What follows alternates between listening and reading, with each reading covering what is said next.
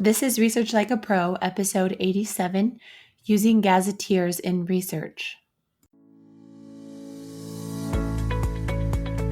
Welcome to Research Like a Pro, a genealogy podcast about taking your research to the next level, hosted by Nicole, Dyer, and Diana Elder, accredited genealogy professional.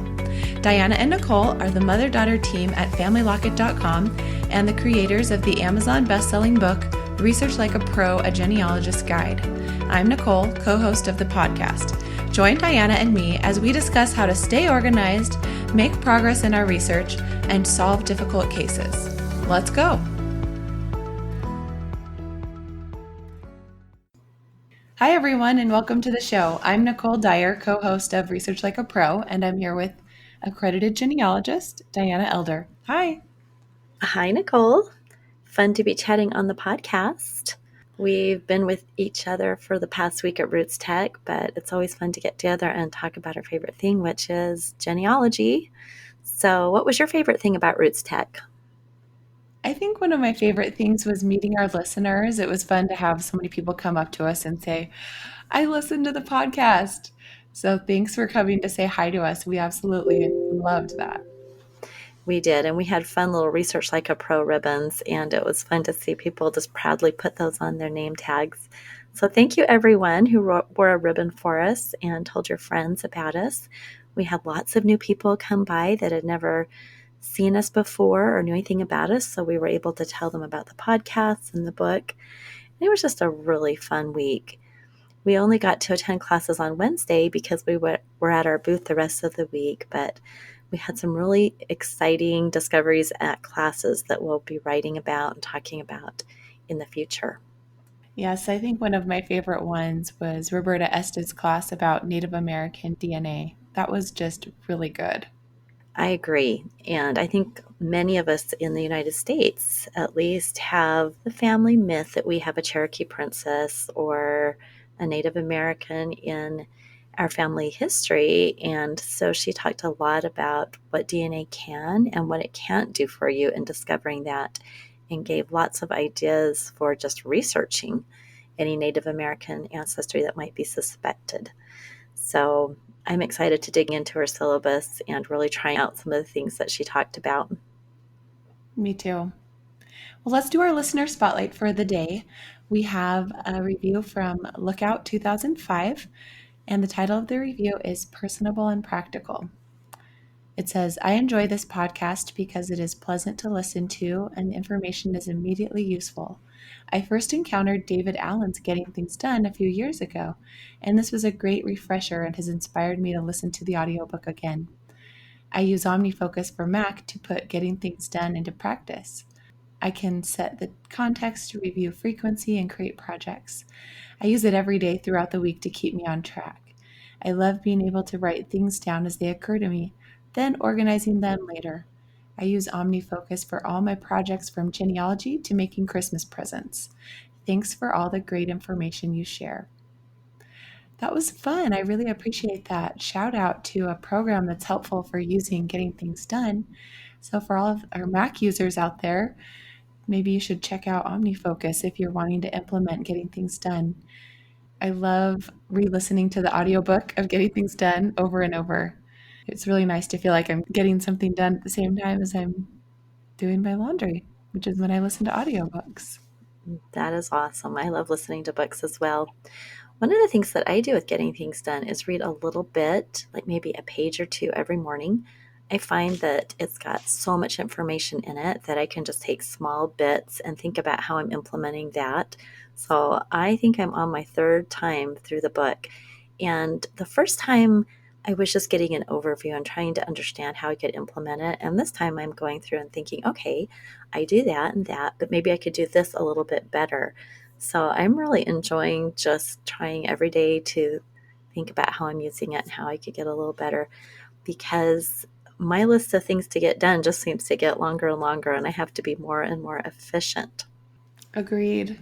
And I just love my to-do list because everything on there is something that I love and I'm excited about and is important to me. And so I think that's one of the things that I really learned from Getting Things Done was to clarify and to really understand what I want to do. I really liked that part of the book. Yes, I totally understand that. The other thing that I really like is using the part of the day when my brain works best for the hardest tasks and organizing my day like that. I think that's more efficient because I don't want to be doing hard things when my brain power is kind of shot. So that's kind of helped me to organize my day and my time. So I like that as well. Well, let's get to our topic for the day. Today, we're going to talk all about using gazetteers in research. And I am so excited to share some of the amazing resources that are out there for us to use. So, first of all, let's just talk about what a gazetteer is. And I took a definition from the FamilySearch Wiki, my go to place for genealogy help. So the wiki says, quote, a gazetteer is a dictionary of place names. Gazetteers describe towns, villages, churches, and states, rivers and mountains, populations, and other geographical features. They usually include only the names of places that existed at the time the gazetteer was published, and often their former names.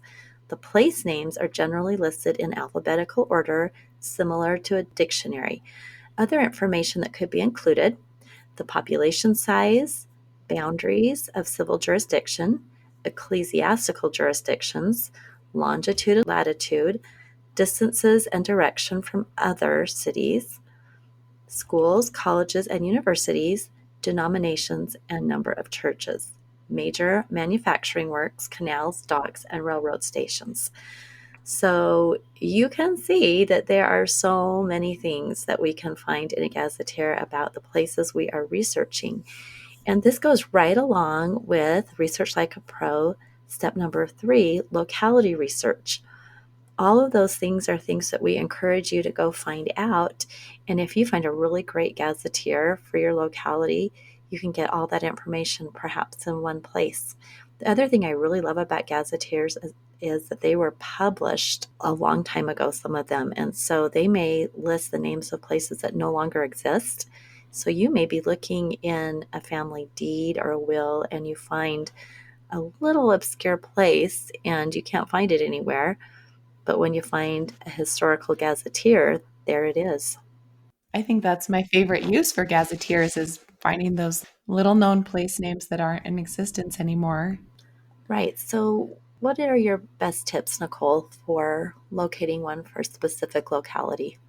Well, I'll tell you what I do first. I will go to the Family Search Wiki and just type in the state, or you could do the country. And then within each state, there's a link on the sidebar of the wiki for like the topics associated with that state. And one of those categories under background is gazetteers. So all the states will have an article, for example, Missouri gazetteers. So within that article, it has links to several different gazetteers that refer to Missouri. The first one listed is a gazetteer of the states of Illinois and Missouri, containing a general view of each state, a general view of their counties. And then it tells you where it's located. So this one is a link to Ancestry. And because you need a subscription to see it, it will have a dollar sign next to it. Don't you appreciate that about the Family Search Wiki and that it shows you that? Yes, I do. That's a great service. So then clicking that link takes me to Ancestry, and now I am at a search page for the Gazetteer of the states of Illinois and Missouri. And then on the right, there's the Browse This Collection that Ancestry does, and you can see the table of contents and the title page and the front matter and kind of the outline of the book. And then you can just type in the place that you're looking for within Missouri and see what you can find. So that's a pretty good way to get started with using gazetteers. Let's say that I had wanted to find out where is this certain creek located. So I look up Little Rock Creek and then I find out that it's in Boone County, Missouri, and now I can understand where to look for further records. And often on land records, you will just be given a creek name and that's all you'll have. And you'll obviously know what county it's in because of which land record book you're using, but who knows? This happened to me once. I was looking at a compiled military service record for a soldier in the Civil War, and it said that he deserted near such and such creek, but it didn't say the county. So I had to search in gazetteers using just the creek name. So sometimes you'll have situations like that. Yeah, that's a really good example. You might have a letter that someone has written 100 years ago, and they mentioned that they were going to visit someone in this little town, and you have no idea where that town is. And it can be difficult if it's historical. It may not appear on a Google search under Wikipedia or something. So, one of the fun gazetteers that I just discovered from the FamilySearch Wiki page on Gazetteer is called the Fuzzy Gazetteer. And I've been experimenting with this and playing around with this a little bit. And it's a great place to just put in those names that you come across in your research and you really don't know what county or country. Sometimes we just really do not know where these places are to even start our search. So I just did a little search, and I'm going to use the example of Brownwood in Brown County, Texas, for several of my searches as we talk about gazetteers today. And the reason I chose Brownwood is that is the subject of my current study group project. My ancestor, William Henderson Schultz, and his wife, Eliza Ann Eisenhower, settled in Brown County near the county seat of Brownwood in the 1870s, and he purchased some land there. And I just recently transcribed his entire land patent record. It was about 10 or 11 pages, and I have all sorts of terms and locality things that I need to discover and figure out. So I'm hoping using some gazetteers, I can really get some of these locations pinned down. So that's kind of the preface to what I'm going to be doing with Brown County in this episode. But with the Fuzzy Gazetteer, I just put in Brownwood, and I know it's in Texas, but let's pretend I didn't know where this was. And it brought up all the matching place names for Brownwood. There was a Brownwood in Georgia, North Carolina, Missouri, Illinois, and apparently there's Brownswood in Ireland. So it brought up all these different locations that I could then narrow down. And the one I really wanted, of course, was Brown County, Texas. And so when I clicked on that, that's going to give me some more information such as latitude and longitude. And so that's kind of a fun website that you can try out, the Fuzzy Gazetteer. Thank you. When we were talking about how to find a gazetteer, we talked about using the FamilySearch Wiki and typing in the state. So it sounds like that's how you found the Fuzzy Gazetteer. But there's also a few more ways to find gazetteers outside of the FamilySearch Wiki. One of the things that I do a lot is just go to Google. If you don't find a good gazetteer in the FamilySearch Wiki, or you're thinking there might be more, you can just type in Google and put the place and then gazetteer. And often you will find gazetteers on random websites like university libraries or the Internet Archive or Google Books or Hathitrust. So there could be a lot of different places that have the gazetteers maybe digitized. And so searching a general Google search can really be helpful. And I have to explain a little trick that I have discovered. So the Family Search Wiki will lead you to a gazetteer that's probably digitized on Family Search, but it doesn't have a capability to name search within that book. So if I find a book on Family Search that's been digitized, I also like to search for it on Hathitrust, and that is because those are word searchable. So just for an example, I found through Family Search the name of a great gazetteer for Texas. It was called A Gazetteer of Texas by Henry Gannett. And when I went to find that on Hathitrust, I found that I could do really great searches. And so I would highly recommend, if you find it on Family Search, first do a Google search for that book or go straight to Hathitrust or Google Books, because the actual way you get around in the book can be a lot better. With this one, the Gazetteer of Texas, I did a Google search of it for fun, and it came up in the Texas website called the Portal to Texas History. And oh my word, the capabilities of searching inside the book are great. So many tools for using a book. So I just encourage you, once you find a book that you want to use, try to find a version of it that is really, really useful to search. Many of these gazetteers are past copyright, and so they're readily available in several different forms. That's a really good point. Well, what about gazetteers that are not digitized? Let's just talk about that for a minute. I've used WorldCat and, of course, the FamilySearch Catalog to look for books that maybe are not online. For example, with the FamilySearch Catalog, going to the place, so say I'm doing research in England, go to the England page for the catalog and scroll down to the section on gazetteers. There are 51 listings under England for gazetteers. And some of the first ones are Bartholomew Gazetteer of Places in Britain. And when you click on each of these records, it can tell you if it's available at the library or if it's been digitized with FamilySearch books. So this one is just available in the British book section of the FamilySearch library. So what I typically do in this case, because I live in Arizona, I go to WorldCat and I look for that book. And then if I find that it's a book that's out there in other libraries, I will use my Pima County Library interlibrary loan request system to request that the book be sent to our library, unless, of course, our county library has it, which usually it doesn't. I have used some of those England gazetteers, and they are amazing. In England, because the records go back so far, to 1700s, 1600s, and I've seen records where they talk about the manor, and you may not have really a clue where that manor was. Those old gazetteers can tell you that. So I think that gazetteers might be something that we don't use enough. And let's talk international. What about some of those Irish place names? Or maybe you've got a place name in Eastern Europe where the jurisdictions changed, the country in charge changed multiple times, but perhaps the little town name stayed the same. It was just under different countries' jurisdiction.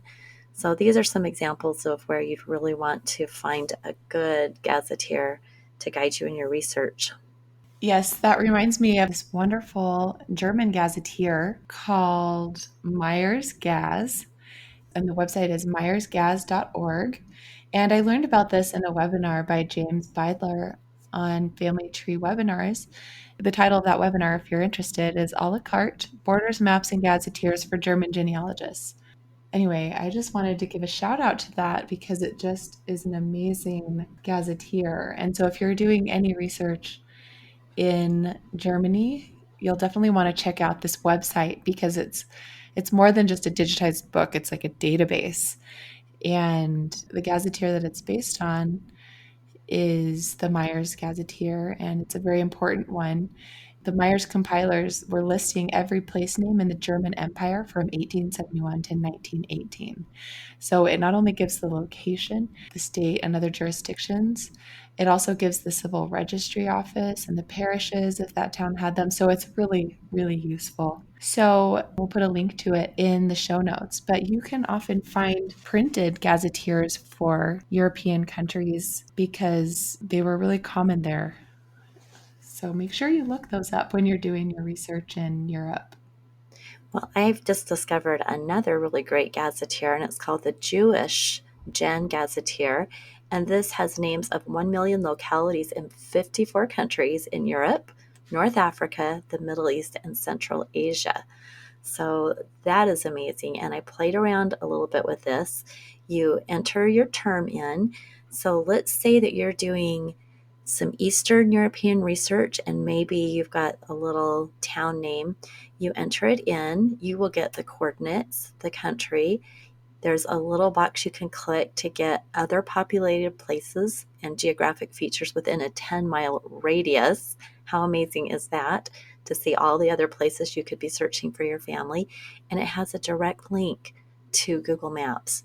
So I was really impressed with the JewishGen Gazetteer, which again is like the database, like you were mentioning with the German Gazetteer, but it's expanded to some of those areas that are difficult. And of course, these are included because Jewish populations live there. So anyone with Jewish research or just researching in any of those areas of Central Asia, Middle East, North Africa, or Europe should check out the JewishGen Gazetteer. That reminds me that I found some really good websites that are just simple databases that people have put together for place names in Europe, especially Eastern Europe. So if you're doing research places like Poland, you will probably want to find those websites that have all the place names and kind of tell you the different ways of writing the name when the language has changed, the empires changed, and whatnot. So it can be helpful to see the different ways that the same place could have been written over the years in the records, depending on the language. Right. Well, another one that I found that was kind of fun, a historical gazetteer, is Darby's Universal Gazetteer, and it was published in 1827. And I love the description on the front. It says it's a new geographical dictionary containing a description of the empires, kingdoms, states, provinces, cities, towns, forts, seas, harbors, rivers, lakes, mountain capes, etc., in the known world, the government customs and manners of the inhabitants. I love that description, and I looked at this a little bit. It's online at Hathitrust. You can enter a search term, and it's arranged alphabetically, so everything is mixed up. You're going to have places from France mixed with places from Mexico, with England, with the United States. And the neat thing about it is it gives you latitude and longitude, like most of these gazetteers do, but it also gives you a little bit of the history at the time. So this was published in 1827. So if you want to find out what the thoughts were on the history of an area at that time, it's really fun to look at. And it's the names of places as they were in 1827 when it was published. So, just for fun, I did a search for the Colorado River in the area that would become Texas, because that was part of the land description of my William Henderson Schultz's land patent. And there was this entire article that talks all about the Colorado River. And of course, it was under Mexico. It was part of Mexico at this time. It talks about the land, says the parched and open nature of the country. So there's a lot more in this than just specific locations, some really interesting historical things that go along with it.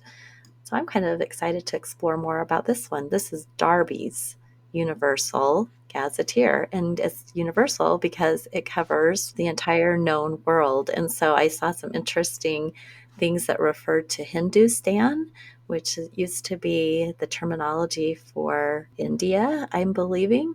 So that's a fun one to explore. So you have to look at that and say, where was it published and how wise are those people going to be about places that they weren't familiar with, right? Exactly. But it's one of those where it's just kind of fun to poke around in it and see what you can find. It's so interesting. So it'll be more reliable for place names that they were familiar with. I'm assuming it was published in the United States. So fun to look at that. Another one I found similar to that is Lippincotts Gazetteer of the World. I was looking up this place name that used to puzzle me, Pendleton Factory, and I was just Google searching Pendleton Factory Gazetteer to see if I could find out what Pendleton Factory was because it was a place of a marriage record and I wanted to know what it was. Was it like a town or was it a factory? The marriage took place in the 1840s in South Carolina. So that's how I found Lippincotts Gazetteer. It showed up in my Google search. It was a Google book that was digitized and it did have an entry for Pendleton Factory. And it stated that Pendleton Factory was a post office of Anderson County, South Carolina, on the Blue Ridge Railroad, 3 miles south of Pendleton. That was so useful to me to know that it was a post office. And this Lippincotts Gazetteer was published in 1902 in Philadelphia by the J.B. Lippincott Company.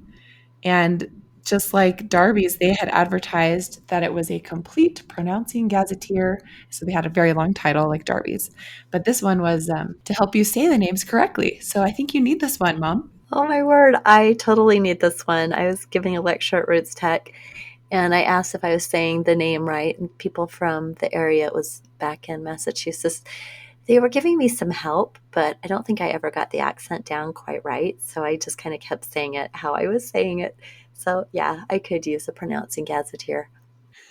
So this one says it has notices of over 125,000 places with recent and authentic information respecting the countries, islands, rivers, mountains, cities, towns, etc. in every portion of the globe. So it kind of gives you an insight into why these were being published. People needed to know how to pronounce things. They maybe were interested in learning about other countries and places that they hadn't ever been to. Back then, they didn't have Google Maps where you can just zoom into Street View and really see what places were like. They needed an atlas or a gazetteer. Well, and also, this was an era of immigration. Maybe somebody in Germany was considering immigrating to the United States and they wanted to see all the different places, learn about them so they could decide where to settle. So I think it was their view to the world. Well, that was a lot of examples. We have, I think, one more to talk about, the Geographic Names Information System, which is created by the US Board on Geographic Names.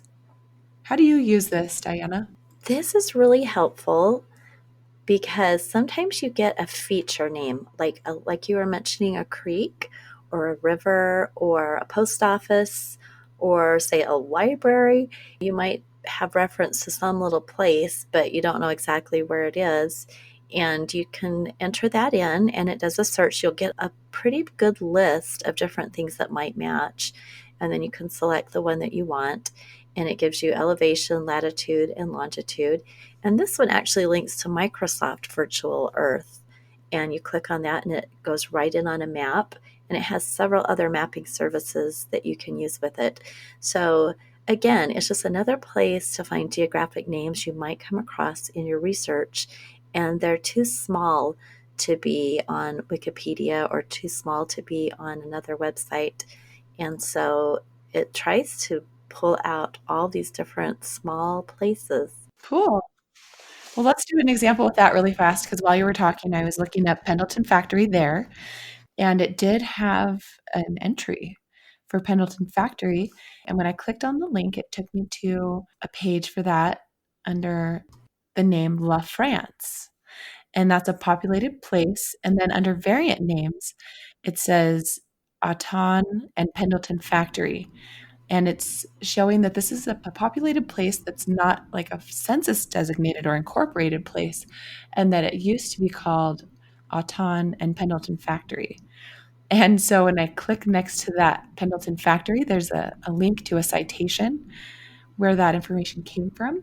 And the citation is to this journal, Names in South Carolina, volumes 1 through 28, published in Columbia, South Carolina from 1954 to 1981, which is funny because I had already added this to our outline to talk about names in South Carolina.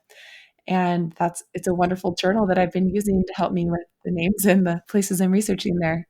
So isn't that funny? I never noticed this about the Geographic Names Information System, that they have citations. Have you seen that before? I haven't. What a fun example. So that would be a great place to go for just starting your research, maybe. Interesting.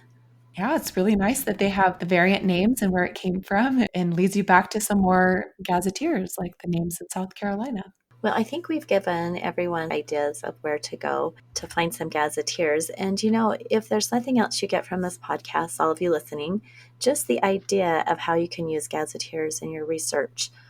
So, as we've kind of said, I'm going to clarify a little bit. Whenever you find a town or a creek or a valley, you just want to learn all you can about those small areas because this can open up your research.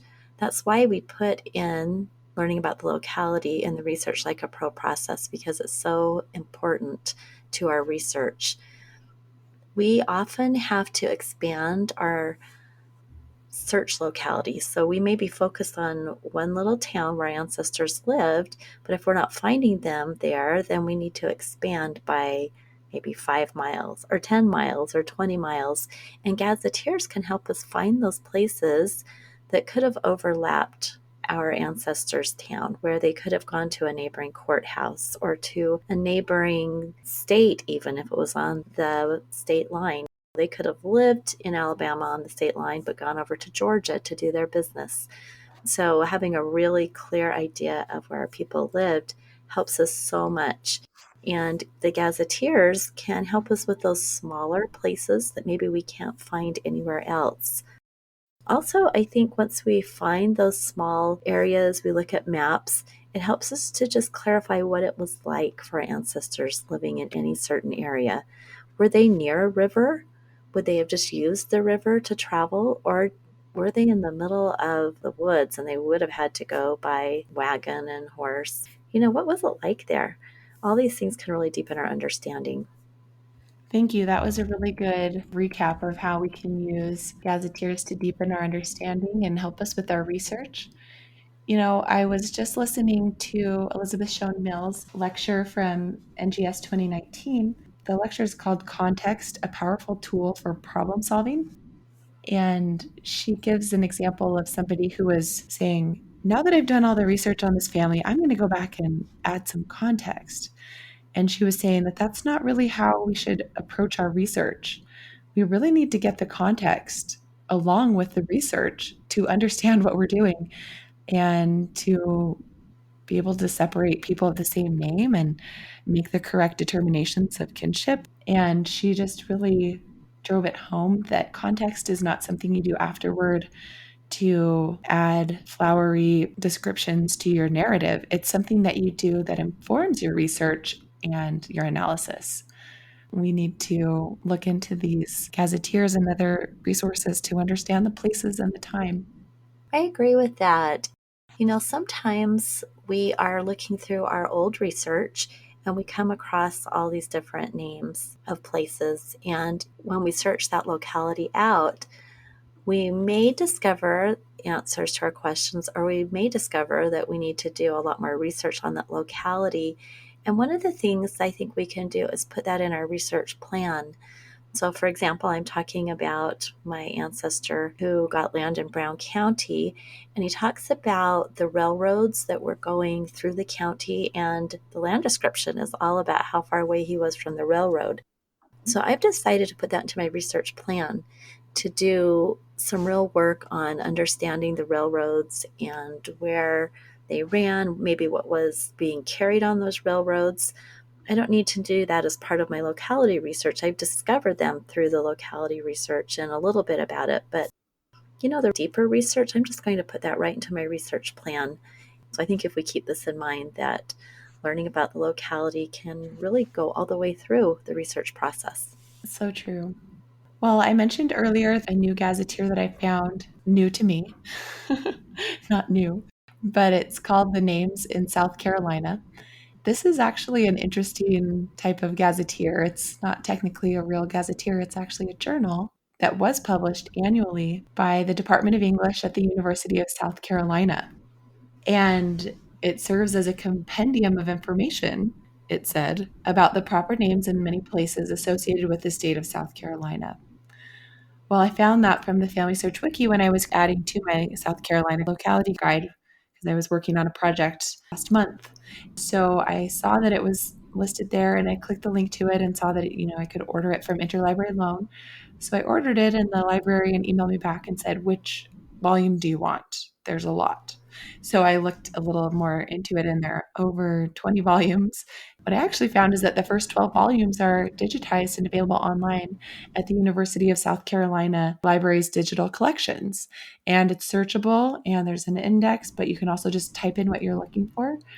So this was wonderful. I typed in Pendleton Factory and brought up that reference that the Geographic Name System had also found that says that Pendleton Factory is a post office. It also listed all the other post offices within Anderson County, which was really interesting. And one of them was named Burdine Post Office, which is one of the surnames that I'm researching. And it gave some background information on why it was named that. And so, really, the purpose of this journal is to tell the stories behind why things are named a certain way. This was not just, a list of name places, but it had county historical information. And for Anderson County, it listed the first settlers who came there and how they were Scotch Irish, who came down from Virginia and Pennsylvania. It gave information about the first circuit courts, the history of the county formation, the courthouse location, and about the building itself, the first justices of the peace, and all kinds of things. It was really a treasure. And it was exciting to be able to find this and to gain that important historical context for Anderson County, South Carolina. Well, that's an amazing resource. So back to the FamilySearch Wiki, which is where we started this episode, and should be our go-to for everything. And then we can expand. Well, I'm glad you mentioned your locality guide because I wanted to mention a couple things in regards to where we put this information once we discover it. One of the things I like to do for these universal gazetteers that we talked about that search, all the different countries is I like to just bookmark those.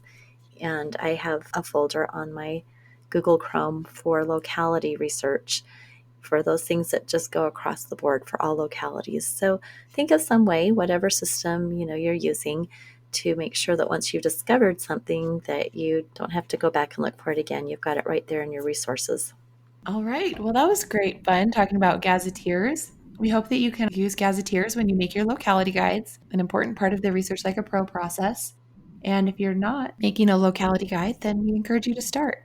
And also start including these types of resources in your research plans so that you can really weave together the locality and context along with the research that you're doing. All right. Well, everyone have a great week researching, and we'll talk to you next time. Bye-bye. Bye-bye.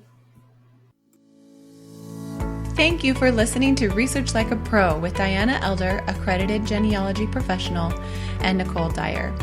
We hope that something you heard today will help you make progress in your own genealogy research. If you like what you heard, please leave us a review on iTunes or Stitcher, or visit our website, familylocket.com, to contact us.